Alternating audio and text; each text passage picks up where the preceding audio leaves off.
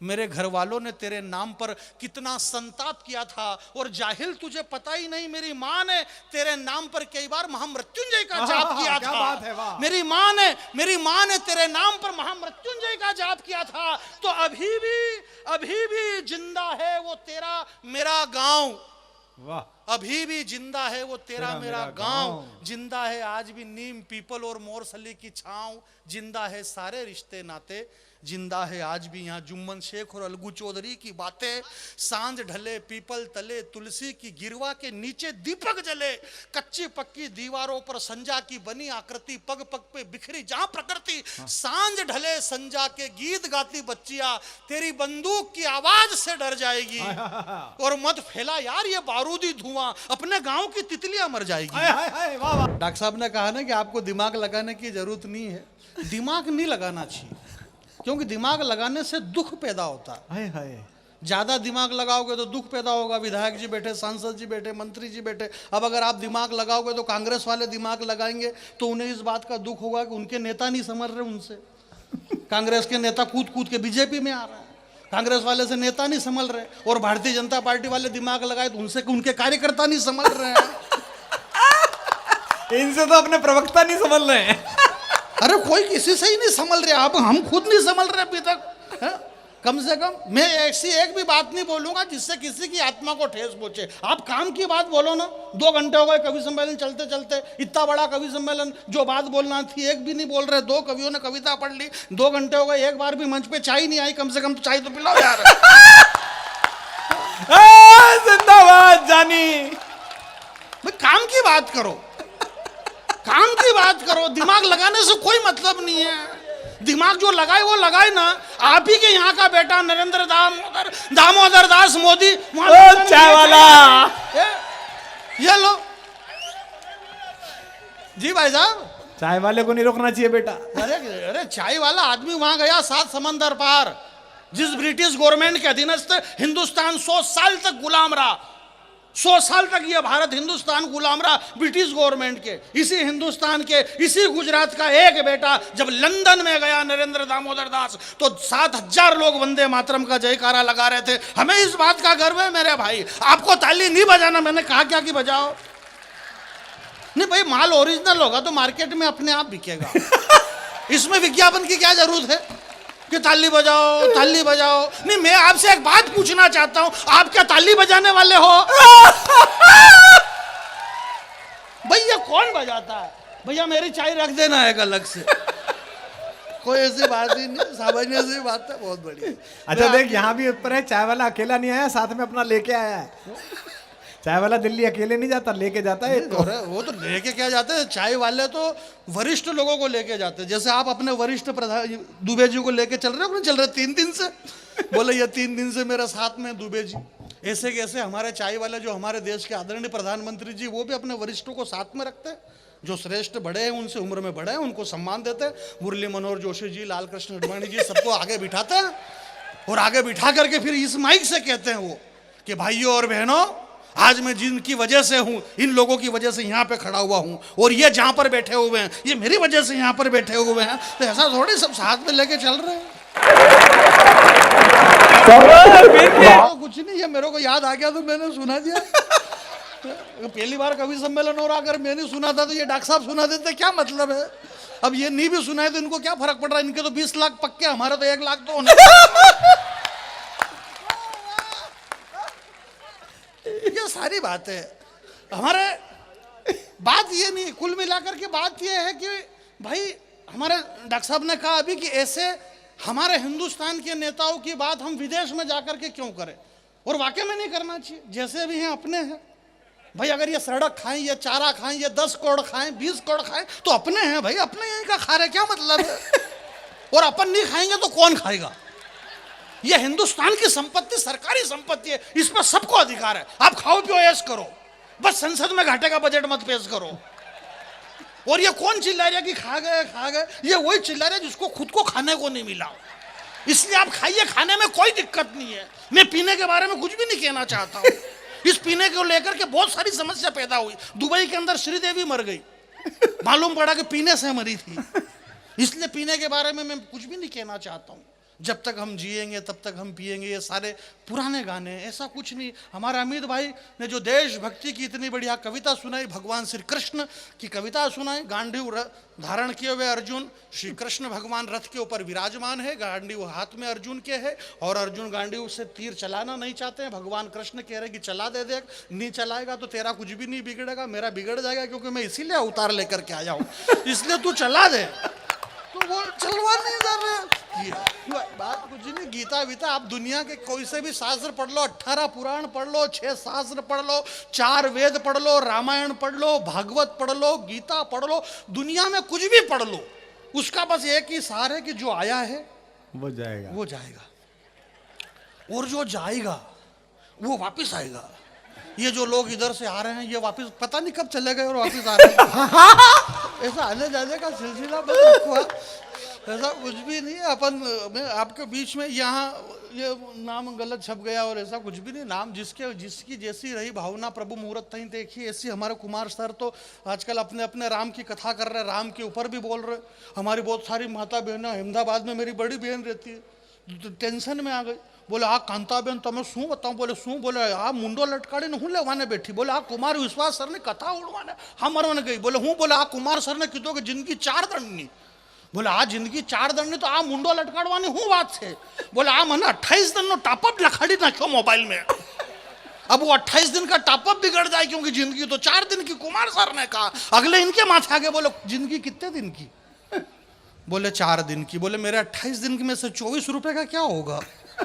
अगला आदमी 1-1 रुपए का हिसाब लेना चाहता है। मेरे भाई मैं आपके बीच में एक बात कहना चाहता हूं, डिजिटल खिड़की का बहुत बहुत धन्यवाद, जो एक बड़ी कंपनी इस देश के अंदर राष्ट्रभाषा हिंदी, जो कि सिर्फ हमारी राष्ट्र भाषा ही नहीं है बल्कि हमारी माँ है, इस माँ राष्ट्रभाषा हिंदी को लेकर के पूरे देश के अंदर एक बड़ा मिशन इन्होंने बना रखा है। मैं डिजिटल खिड़की को प्रणाम करता हूँ, जो यहाँ मोरबी जैसी जगह में पहली बार इतने विशाल लोगों की भीड़ में इतना बड़ा कवि सम्मेलन आपने करवाया। आप चाहते तो यहाँ पर और भी कुछ प्रोग्राम करवा सकते थे, किसी फिल्म स्टार को बुला सकते थे और कोई प्रोग्राम करवा सकते थे, परंतु आपने राष्ट्रभाषा हिंदी का कवि सम्मेलन करवाया है, इसलिए मैं राष्ट्रभाषा हिंदी की कविता की तरफ से आप सबको बहुत बहुत धन्यवाद ज्ञापित करता हूं। इसमें ताली बजाने की जरूरत नहीं है, दूसरे प्रोग्राम में पैसा और ज्यादा लगता है, ये थोड़ा सस्ता प्रोग्राम था।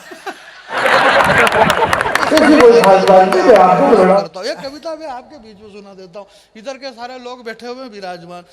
मैं डिजिटल वालों को बहुत बहुत धन्यवाद ज्ञापित करता हूं, बधाई देता हूं। डॉक्टर कुमार विश्वास सर का बहुत बहुत धन्यवाद कि आपके दर्शन करने का हमें सौभाग्य मिला। आप भी, हमारे भैया भी बहुत बड़े भावुक हो रहे थे, बोले हमारे छोटे से निमंत्रण पर देश के इतने बड़े कवि वशिष्ठ कुमार विश्वास जी और सारे बड़े कवि यहाँ पर आ गए। मैंने कहा आपको इतने भावुक होने की जरूरत नहीं है, इन्होंने जितने मांगे इतने आपने दे दिए तो ये आ गए, इसमें कोई नई बात थोड़ी नहीं है। आप पैसे देते तो सब आ जाते। ये हमारे अमित शर्मा जी देशभक्ति कितनी बड़ी बड़ी बातें कर रहे हैं, आप भी इनके 2000 रुपए कम कर दो, तू तड़ाके पे आ जाते हैं, क्या बात कर रहे हो आप। आदमी को यथार्थ में जीना चाहिए, जो सत्य क्या है उस सत्य पे जियो यार, बाकी फोगट की बातें सब ऐसा वैसा करने से कुछ भी नहीं है। और 2 घंटे से एक ही बात हो रही, बोले मोरबी में पहली बार कवि सम्मेलन हुआ, भैया कह रहे थे बोले 370 हटी, 370 हटी। अरे भाई 370 क्यों हटी, बात यह नहीं है कि 370 हटी। इस बड़े मन से आदरणीय पद्मश्री सुरेंद्र दुबे जी हमारे बीच में विराजमान बैठे हुए हैं, और बीच में इसलिए बैठे क्योंकि आजू बाजू में दूसरे बैठे इसलिए ये बीच में बैठे हुए हैं। इसमें कोई नहीं, आदमी को डाउट होता है कि यार ये बीच में क्यों बैठा होगा, ये बीच में क्यों बैठा होगा। आदमी अरे यार कंफ्यूज हो जाता है ना कि यार ये कब सब कह रहे कि हमारे बीच में दुबे जी बैठे हैं, हमारे बीच में दुबे जी, तो क्या मालूम दुबे जी को डर लगता है कि ये आजू बाजू में क्यों नहीं बैठते हैं, ये बीच में क्यों बैठते हैं।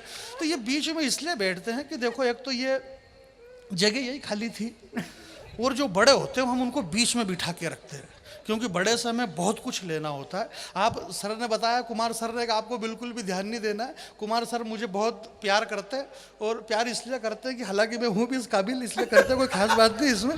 तो ये अलग बात है कि ये मेरे से करते हैं और मैं और किसी से करता हूँ, ये मालूम नहीं पड़ रहा। इस देश में ऐसा कर करके हमारे मध्य प्रदेश में सरकारें गिर गई, कौन किससे कर रहा मालूम ही नहीं पड़ रहा। और अखबार वाले लिख रहे, बोले सरकार गिरी रे, सरकार गिरी, टीवी पे चैनल पे बोले सरकार गिर गई, सरकार गिर गई, सरकार गिर गई। सांसद महोदय मैंने कहा बोले सरकार गिर गई, इससे तकलीफ नहीं है, तकलीफ ये है कि कितनी गिरी ये तो बताओ। क्या बात है, वाह वाह वाह। हमारे राजनीतिक स्तर क्या है और क्या नहीं। इस हिंदुस्तान की 135 करोड़ जनता ने, ये जो इतना बड़ा विशाल कवि सम्मेलन हो रहा है, हमारे अमित भाई ने बताया कि भगवान श्री कृष्ण, मेरे भाई एक बात बताना चाहता हूं मैं आपसे, हिंदुस्तान, ये इसको इको बंद करो, मैं गाता कहाँ हूं? मैं तो गा ही नहीं रहा हूं, मैं तो खाली बोलता हूं प्लेन। और जब मैं बोलने में इतना मजा आ रहा तो फिर गाने से क्या मतलब है? गाना नहीं। रामधारी सिंह राष्ट्र कवि दिनकर जी ने कहा है कि गाकर, गीत गाकर किसी को रिझाने का मतलब गीत नहीं होता है, गीत का मतलब ये होता है कि वो जो गीत है वही गीत है। नहीं वो मतलब उसमें इतना लोट लेने के वो मैं भूल गया, दिक्कत ही है, बात ही है। कई बार क्या है कि मैं भूल जाता हूँ कि कौन सी कविता कहाँ से शुरू करना होती है। तो अब क्या है कि मैं बहुत छोटा भी है, क्या है कि सारे बड़े कवि, हमारे सुरेंद्र दुबे जी को पद्मश्री मिली है। अच्छा। और पद्मश्री हैं, और हमें गर्व है कि आप हम इनके साथ बैठते हैं। हमारे आने वाली पीढ़ी जब होगी ना, तब ये अमित और ये दोनों हैं, छोटे हैं, अब ये सब के एक तो बोले छोटा बच्चा है, छोटा बच्चा भी, इसमें इसकी तो कोई गलती है ही नहीं। अब ये पैदा ही बाद में हुआ इसलिए छोटा है, बाकी कोई गलती थोड़ी इसकी। फिर इस गलती इसके माता पिता की, इसको बाद में पैदा करा उन्होंने, तो इसमें इसकी कोई गलती नहीं है। तो ये सारे बड़े कवि हैं, पद्मश्री हैं सुरेंद्र दुबे जी, बहुत बड़े कवि हैं, वरिष्ठ कवि हैं। श्रद्धेय कुमार विश्वास जी का परिचय मैं इसलिए भी नहीं दूंगा कि कई बार अगर इनका परिचय हमारे बहुत सारे कवि इस तरह से देते हैं और उनको यही मालूम नहीं कि भले तुम किसी तरीके से दे लो, होगा तो वही जो होना है।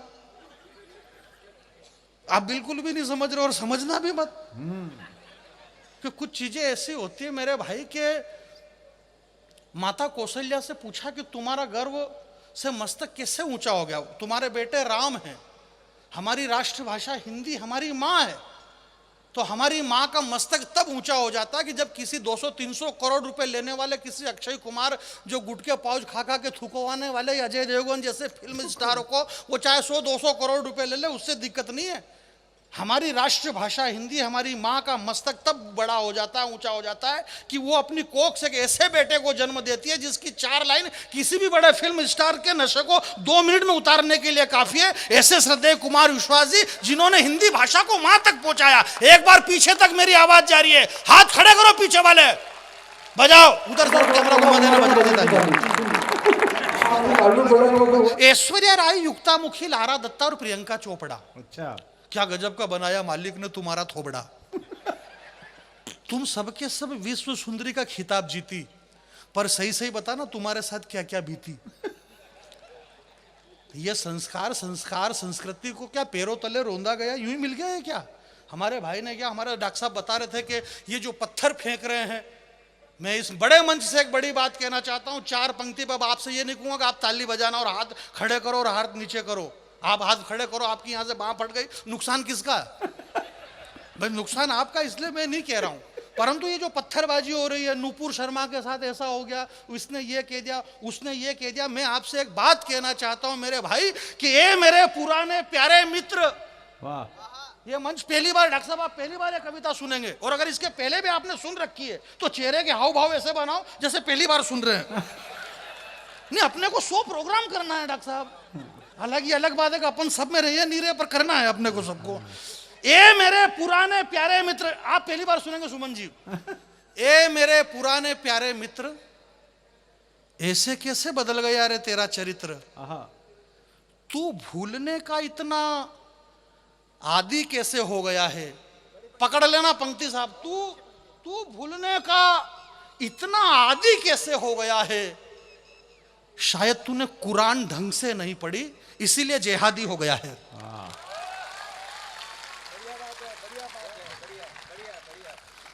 शायद तूने कुरान ढंग से नहीं पढ़ी, इसीलिए जिहादी हो गया है। जानी बजरंगी आपके बीच में खड़ा हुआ है। हिंदू धर्म जो हमारा सनातन धर्म, इसकी जड़ें इतनी गहरी है कि ये कहीं से भी, ये राम लड्डू कहीं से भी तोड़ के खाओ मिठाई लगता है। हमारे यहाँ जब शस्त्र हार जाता है, अमित भाई जो आपकी कविता को बधाई, जब शस्त्र हार गया, गांडीव हार गया, तो शास्त्र खड़ा हो गया कविता के रूप में। वो गीता लेके खड़े हो गए, जो दुनिया की पहली बड़ी कविता हुई। जब शस्त्र हारता है तो शास्त्र खड़ा होता है। जो बड़े लोग होते हैं वो बड़ा डिसीजन लेते हैं मेरे भाई। जब हनुमान जी रावण की लंका में गए, भूख लगी तो उन्होंने वृक्ष उखाड़े, फल खाए। रावण की लंका में रावण के सामने पेश किया गया। रावण ने कहा, बोले तुम ज्ञानियों में अग्रज हो, ज्ञानी नाम अग्र, तुमने गलती बहुत बड़ी करी है, सजा मिलेगी। बोले क्या सजा? बोले वन विभाग वाले तुम्हारे खिलाफ है, बोले क्यों? बोले तुमको भूख लगी थी तो फल तोड़ के खा लेते, ये वृक्ष उखाड़ने की जरूरत क्या थी? अशोक वाटिका पूरी तहस नहस कर दी तुमने। हमारा सनातन धर्म, हमारी संस्कृति, माता उमिया के बेटे यहाँ पर बैठे हुए हैं, पाटीदार समाज के, आप लेवा हैं कड़वा हैं ये मुझे पता नहीं, परंतु आपके हाथ खुलना चाहिए मेरे भाई कि हमारी जड़ें कितनी गहरी है। रावण ने कहा हनुमान जी से कि तुम्हें भूख लगी थी, तुम फल तोड़ करके खा लेते, परंतु इन वृक्षों को तुमने उखाड़ करके क्यों फेंका? ये अशोक वाटिका क्यों उखाड़ी? हनुमान जी ने कहा कि रावण, ये हमारी संस्कृति है, ये जो अशोक वृक्ष के नीचे बैठी हुई जो सीता है, ये जो अविरल आंसू बहा रही है, ये धरती से पैदा हुई है, ये धरती की पुत्री है, और ये जो वृक्ष खड़े हुए हैं ये भी इस धरती पे खड़े हुए हैं, इसलिए ये वृक्ष भी इस धरती के पुत्र हैं। और एक बहन अगर आंसू बहाए और भाई अगर डीठ बन के खड़े रहे, उन्हें जिंदा रहने का कोई अधिकार नहीं। हनुमान जी ने सारे वृक्ष उखाड़ करके, ये हमारा सनातन धर्म हो सकता है, ये हमारी संस्कृति हो सकती है। अच्छा है जानी, बहुत अच्छा जानी। ऐश्वर्या राय, युक्ता मुखी, लारा दत्ता और प्रियंका चोपड़ा, यह कविता यहीं से शुरू हो रही है। और ये जो बीच में बोल रहा था इसका कविता से कोई लेना देना नहीं था, परंतु मेरे को डॉक्टर साहब ने पहले ही बोल दिया था कि 2 बच्चे नए हैं, इसलिए जानी बेरा की थोड़ा खींच देना। तो मैं प्रोग्राम को खींच रहा था, बाकी और कुछ भी नहीं है बीच बीच में, ये बीच बीच में खींचना पड़ता है। हाँ। आपके गुजरात में खींचना बोलते हैं, हमारे मालवीय में, उधर मध्य प्रदेश में सूतना बोलते हैं, बहुत बुरी तरह से। ऐश्वर्या राय, युक्ता मुखी, लारा दत्ता और प्रियंका चोपड़ा, क्या गजब का बनाया मालिक ने तुम्हारा थोपड़ा। तुम सब के सब विश्व सुंदरी का खिताब जीती, पर सही सही बताना तुम्हारे साथ क्या क्या बीती। अरे ऐश्वर्या राय, तूने सिर्फ सुंदरी शब्द चुना है, विश्व सुंदरी का नाम तेरे बाप ने भी नहीं सुना है। विश्व सुंदरी का नाम सुनेगा तो अपने आप को भूल जाएगी, और विश्व सुंदरी का चरित्र सुनेगा तो तेरी आंखें खुल जाएगी। विश्व सुंदरी बनने के लिए जमाने से जूझना पड़ता है, और विश्व सुंदरी बनने के लिए धधकते अंगारों पे कूदना पड़ता है। विश्व सुंदरी तो वो चित्तौड़ की महारानी पद्मिनी थी, जिसकी सुंदरता के आगे तालियां कमजोर है आपकी।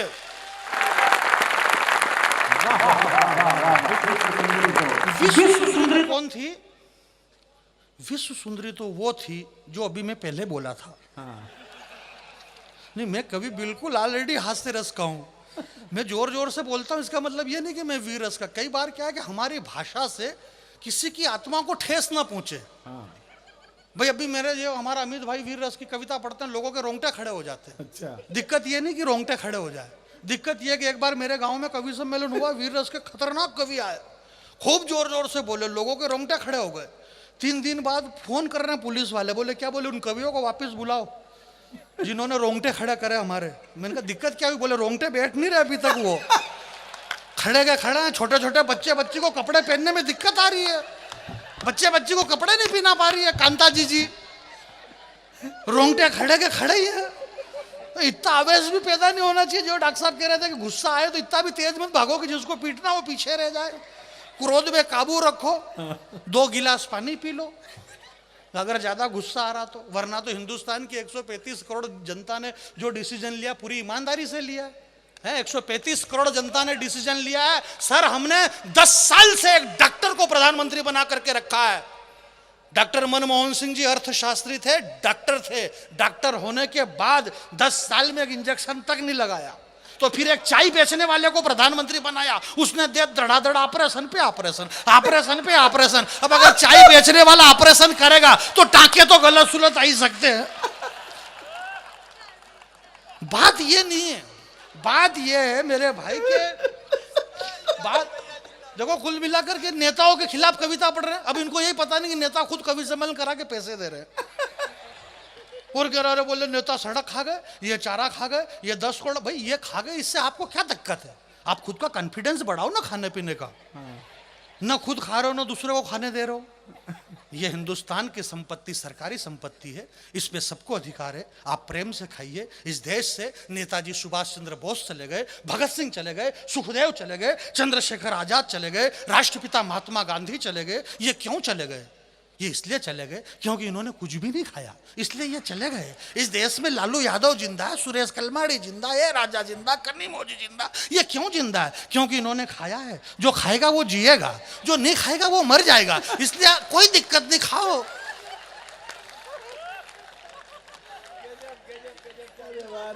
क्या दिक्कत है इन सारी चीजों में? आदमी को तटस्थ रहना चाहिए। कोरोना काल आया, भगवान श्री कृष्ण ने एक बार विश्वकर्मा को बुलाया। विश्वकर्मा को आप जानते होंगे अमित भाई, नहीं जानते तो भी आप हाँ करो क्योंकि कविता बड़ी है। विश्वकर्मा से हनुमान कृष्ण जी ने कहा, बोले यार कोई अच्छे से शहर का निर्माण करवाओ। हाँ। बहुत पुरानी बात है, डॉक्टर साहब आप पहली बार सुनेंगे। तो डॉक्टर साहब का नाम बार बार लेना पड़ता और इशारे से लेना पड़ता, नहीं तो अगला आदमी समझे कि इन डॉक्टर साहब के बारे में कहते होंगे, क्योंकि डॉक्टर साहब दो हैं, दोनों मेरे आदरणीय हैं और दोनों मुझे बहुत प्यार करते हैं। एक बार इन दोनों के सम्मान में जरा आप ताली बजा दीजिए। ये बहुत बड़े प्रिय और आदरणीय कवि हमारे बीच में विराजमान। आप सौभाग्यशाली हैं कि आप यहाँ पर देश के इन दो बड़े स्टारों को आप सुन रहे हैं। हालांकि कवि मैं भी बड़ा ही हूँ। एक बात बता रहा हूँ मैं आपको, ऐसा कुछ भी नहीं, ये सारे टीवी चैनल वगैरह में आते रहते, मैं एक बार भी नहीं आया और उसके लिए टाइम भी चाहिए। कोई सारी बात है, यदा कदा मैं आता हूँ डिस्कवरी चैनल पे, तो रात की 12-1 बजे बाद आता है। मोदी जी गए थे डिस्कवरी चैनल पे। वो एक सांप और बिच्छू और सब खा जाता है, एक आदमी आता है डिस्कवरी पे, उसमें मोदी जी भी गए थे। बोले अरे और कितने खतरनाक है और इतने बड़े प्रधानमंत्री वाकई में पहली बार। बोले ये वो कर कुरा के आखिरी में उसने कहा, बोले यार आप की वाकई में पॉपुलरिटी, बोले तेरे को, बोले सामने देखो अब शेर आ रही है, बोले डरने की जरूरत नहीं है। मोदी जी ने उसको 2 टूक बात कह दी कि ये भले ही शेर है, इसने इसकी माँ का दूध पिया दिया, मेरा सामने चुनाव लड़के बता दे। शेर होगा तो इसके घर का होगा, क्या बिगाड़ लेगा मेरा ये? चुनाव लड़ तू पहले मेरे सामने। हमारे यहाँ तो 500 साल पहले बाबा तुलसीदास जी ने 500 साल पहले लिख दी ये बात। सुनो मंत्री जी, मंत्री महोदय, ये बात हमारे विधायक जी भी बैठे हैं क्या? यही विधायक है, यही मंत्री नहीं, वो तो है ही सही। विधायक का मतलब ही मंत्री होता है। विधायक का मतलब ये होता है कि एक ऐसी विधा जो आदमी में यकायक आती है, विधायक। तो वो विधायक हो जाता है। और विधायक, और जब ये विधा नहीं आती है तो वो फिर छकाछक गायब हो जाता है। तो मंत्री जी हमारे बीच में विराजमान है, मैं इनको प्रणाम करता हूँ। तुलसीदास जी ने क्या लिखा? तुलसीदास जी ने आज से 500 साल पहले लिखा है और सुंदरकांड के अंदर उन्होंने लिखा है। सुंदरकांड का हम पाठ करते हैं, बाबा तुलसी ने सुंदरकांड में उन्होंने 500 साल पहले लिखा। उन्होंने लिखा कि अमित नाम भट्ट कठिन कराला। अब आप जितनी ताली और जितना हंसना देखो, ये 500 साल पहले लिखा गया है कि अमित नाम भट्ट कठिन कर, मारेगा भी सही भट्टा भट्ट। ये 500 साल पहले वो अगला आदमी लिख के गया, हमने किसी ने नहीं लिखा, उन्होंने 500 साल पहले लिख दिया। और आज चाहे वो कांग्रेसी हो, चाहे वो बीजेपी का हो, सपा का हो, बसपा का हो, वो तृणमूल का हो, देदेपा लेलेपा, कोई सा भी हो, भगवान के सामने जाता है तो नव कंज लोचन कंज मुख कर कंज पद कंजारुणम, जिनकी आंखें भी कमल है, चरण कमल, पांव कमल, इतने सारे कमल तो 500 साल पहले भाई फंसा के चले गए तुलसीदास जी।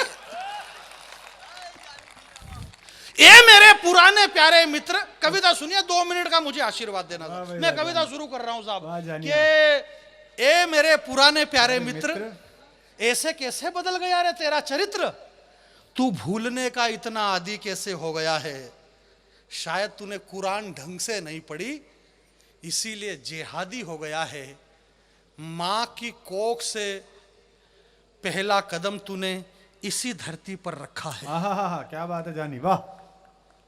ये मंच है, यहाँ पे वो पैदा नहीं हुआ था। ऐसा कविता में यूं करना पड़ता है, और ऐसा इसलिए करना पड़ रहा कि आपके यहाँ पहली बार कवि सम्मेलन हो रहा, इसलिए यूं करना पड़ गया, वरना यूं करने की जरूरत ही नहीं थी। प्रोग्राम पहली बार हो रहा है। सुनिएगा, कविता बहुत अच्छी कविता है कि माँ की कोख से लाल कृष्ण आडवाणी जी का जन्म हुआ पेशावर में। अच्छा। दिलीप कुमार फिल्म अभिनेता का जन्म हुआ पेशावर में। वहां के जो प्रधानमंत्री थे, राष्ट्रपति, उनका जन्म हुआ दिल्ली में। शत्रुघ्न सिन्हा फिल्म अभिनेता, उनका जन्म वहां हुआ। अब कौन कहां पैदा हुआ इससे कोई मायना नहीं रखता, वो वहां उस समय रहते थे तो वहां पैदा हो गए, उसमें कोई नई बात नहीं है। भारत का बंटवारा हो गया, वो वहां चले गए, यहाँ वाले यहाँ रह गए।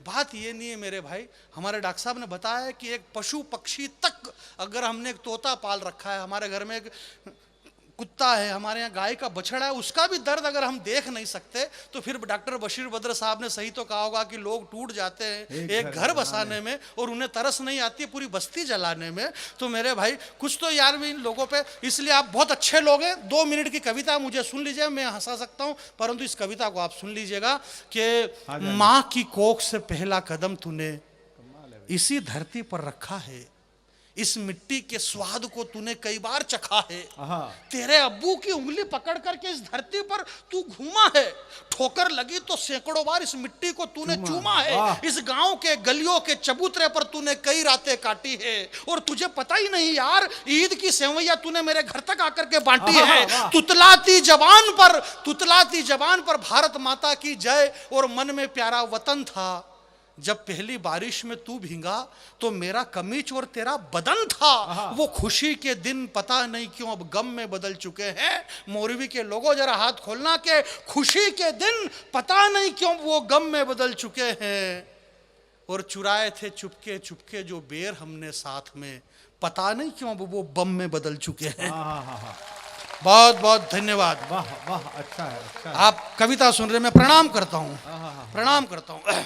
अच्छा है, कितना प्यारा। वाह वाह। चुराए थे जो बेर हमने साथ में, पता नहीं क्यों वो बम में बदल चुके हैं। यार यार या आपको नहीं कह रहा हूं यार, कैसे भूले वो सावन के झूले। यार कैसे भूले वो सावन के झूले, जो साथ साथ में झूले। वो आवारा गिरदी की बातें, वो कप कपाती सर्दी की रातें, वो रोज रोज स्कूल में बुखार का बहाना, नदी पर जाकर के नहाना, और खुशियों के वो दिन भी देखे थे जब चोरी से अमरूद मैंने तुम्हारी तरफ फेंके थे। एक भी हाथ खामोश न रहे, कविता अगर समझ रहे हैं तो हाथ खड़े करना कि खुशियों के वो दिन भी देखे थे जब चोरी से अमरूद मैंने तुम्हारी तरफ फेंके थे, और पत्तों की सरसराहट से रमतू काका जाग गया था। उस वक्त तू मेरे हिस्से के अमरूद लेकर के भाग गया था। वो दिन गए, वो रातें गई, वो बातें गई, और पता नहीं अब आ गया है तू किसकी बातों में। बारूद लेकर के बैठा है अमरूद वाले हाथों में। हाय हाय हाय, बाबा पीछे के लोग हाथ खड़े करें जरा। आहा, बारूद लेके बैठा है अमरूद वाले हाथों में। वाह जानी जीते रहिए, क्या बात है। वाह वाह। बारूद लेकर के बैठा है अमरूद वाले हाथों में। उम्र में तू बहुत छोटा था। पंडित जी प्रणाम। डॉक्टर साहब, उम्र में तू बहुत छोटा था। उम्र में तू बहुत छोटा था। कितना छोटा था मुझे पता नहीं है, पर छोटा ही रहा होगा। मैं ये नहीं कह रहा हूँ कि राहुल जी की उम्र के बराबर रहा होगा।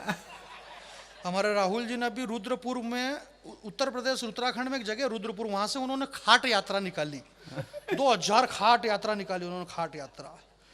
अब मेरे को समझ में ही नहीं आ रहा, अगले आदमी राजघाट की जरूरत थी, अब हम खाट पे आ गए, राजघाट से चले। कोई मतलब ही नहीं यार, अगले आदमी को खाट की जरूरत है और वो यात्रा खुद को खाट की जरूरत है, समझ ही नहीं रहे। उम्र में तो बहुत छोटा था, उम्र में तो बहुत छोटा था। ये जो हिंदू मुसलमान ये वो सारी बकवास बातें मेरे भाई, इस सृष्टि पे हमारे डॉक्टर साहब कहते हैं कुमार सर कि इस दुनिया में कुछ भी नहीं बचेगा। और जब कुछ भी नहीं था, न पृथ्वी थी, न पाताल था, न पृथ्वी, न भू जल थल पावक गगन समीर आकाश वायु, कुछ भी नहीं था उस वक्त। सिर्फ एक ही चीज थी, वो मोहब्बत थी, वो प्रेम था, वो प्यार था, और प्यार से ये सृष्टि पैदा हुई है। बस मोहब्बत करिए, प्रेम करिए, ये बात मोहब्बत ही जिंदा रहेगी, बाकी सब मर जाएंगे मेरे भाई। मैंने खुद ने कोशिश करी, मेरे गाँव में भी कोशिश करी, प्रेम और मोहब्बत के चक्कर में 15 लाख रुपए में फैसला हुआ, बहुत ताकत पड़ी भैया। वो डीएनए वगैरह और टेस्ट हुआ और बहुत माथा फोड़ी हुई भाई साहब। 15 लाख में खुलता मोहब्बत का लफड़ा था। तो आप ये कह रहा था कि उम्र में तू बहुत छोटा था, तेरी मौसी के घर से ही लौटा था, और अकस्मात जब तू बीमार पड़ा तो छूट गया तेरे हाथों के वो गिल्ली डंडे। भूल जा वो, नहीं वो फिर समस्या ये आएगी, बोले कविता नहीं जानता, स्त्रीलिंग पुरलिंग ही नहीं जान रहा। जब तू उम्र में बहुत छोटा था, तेरी मौसी के घर से ही लौटा था, तो लौटने में थोड़ी देर हो गई उसको। तेरी मौसी के घर से ही लौटा था। आप जो पुराने लोग हैं, आपके जमाने में एक फिल्म आई थी अमर अकबर एंथोनी, उसमें 3 कलाकार थे। मंत्री जी आपने देखी होगी, उसमें 3 कलाकार थे। एक कहने में फिल्म थी पंडित जी, वो डॉक्टर साहब पर बहुत बड़ी बात थी, अमर अकबर एंथोनी। उसमें 3 कलाकार थे। एक उसमें अमिताभ बच्चन थे, एक उसके अंदर ऋषि कपूर थे, उनसे मेरा काम नहीं पड़ा, और एक विनोद खन्ना थे। विनोद खन्ना साहब से मेरा काम पड़ा कई बार। बम्बई में जनता की पुकार के कवि सम्मेलन वगैरह में वो आते जाते रहते थे, भारतीय जनता पार्टी में काम करते थे कई जगह। एक बार बम्बई में मुझे एक कवि सम्मेलन में मिले, और डॉक्टर साहब का संचालन था, सुमन जी वगैरह सब थे। सुमन जी का भी नाम बीच में लेना पड़ेगा वरना ये नाराज हो जाएंगे, क्योंकि विनोद खन्ना आ रहा कविता में, सुनिएगा। तो अब वो विनोद खन्ना साहब वहाँ मिले मेरे से, 10-20 मिनट हमारी बात हुई। प्रोग्राम के बाद पीछे चाय वाय पी हमने। 4-6 महीने बाद वो विनोद खन्ना भगवान के घर चले गए, आपको पता है। मेरा आपसे करबद्ध निवेदन है, प्रोग्राम के बाद कोई भी मेरे से पीछे मिलने की कोशिश ना करे ना। विनोद खन्ना मिला था इसलिए कह रहा हूँ मैं, बाकी और कोई दिक्कत नहीं। उसमें एक अमिताभ बच्चन, उस हंसने की बात नहीं, अमिताभ बच्चन अभी भी है कि नहीं है? क्यों है? क्योंकि वो मेरे से मिले ही नहीं, इसलिए वो अमिताभ बच्चन अभी सलामत है। तो ये तीनों लोग थे, अमर, अकबर, एंथोनी। मुझे विदा करना और सारी जड़ खत्म हो जाएगी साहब। अमर, अकबर, एंथोनी। अमर हिंदू है, अमर हिंदू है, अकबर मुस्लिम है, एंथोनी क्रिश्चियन है। इन तीनों का जो बाप था प्राण, उसका नाम किशन लाल। अब तू हिंदू है कि मुसलमान है कि ईसाई है, जो भी बाप तो सबका एक है और उसका नाम किशन लाल है। उत्पत्ति स्थिति सहार कारणम सर्व कारणम, सृष्टि का नियंता तो सिर्फ एक है, वो मेरा द्वारकाधीश है। वही सबको पैदा करता है, उसकी मर्जी के बगैर कभी पत्ता भी नहीं हिलता। चेतन चर्चित तो कभी नाराज भी नहीं होता पेमेंट को लेकर के, बोले द्वारकाधीश की मर्जी से कम होगा, शांति पकड़ दो। तो उम्र में तू बहुत छोटा था, मुझे विदा करना के उम्र में तू बहुत छोटा था, तेरी मौसी के घर से ही लौटा था और अकस्मात जब बीमार पड़ा तो छूट गए तेरे हाथों के गिल्ली डंडे, वो उछलना कूदना, वो हथकंडे। तब मेरे दादाजी ने डाले थे तेरे गले में ताबीज और गंडे। मेरे घर वालों ने तेरे नाम पर कितना संताप किया था, और जाहिल तुझे पता ही नहीं, मेरी माँ ने तेरे नाम पर कई बार महामृत्युंजय का जाप किया था। बात है, वाह। मेरी माँ ने तेरे नाम पर महामृत्युंजय का जाप किया था। तो अभी भी जिंदा है वो तेरा मेरा गांव, वाह। अभी भी जिंदा है वो तेरा मेरा गांव। जिंदा है आज भी नीम पीपल और मोरसली की छांव, जिंदा है सारे रिश्ते नाते, जिंदा है आज भी यहाँ जुम्मन शेख और अलगू चौधरी की बातें। सांझ ढले पीपल तले तुलसी की गिरवा के नीचे दीपक जले, कच्ची पक्की दीवारों पर संजा की बनी आकृति, पग पग पे बिखरी जहां प्रकृति। सांझ ढले संजा के गीत गाती बच्चियां, तेरी बंदूक की आवाज से डर जाएगी। और मत फैला यार ये बारूदी धुआं, अपने गांव की तितलियां मर जाएगी। वाह वाह वाह। आपकी तालियां मुझे विदा करें। एक बार पूरा सदन दोनों हाथ खड़े कर ले, आपकी मर्जी पड़े तब तक खड़ा रखिए बाप।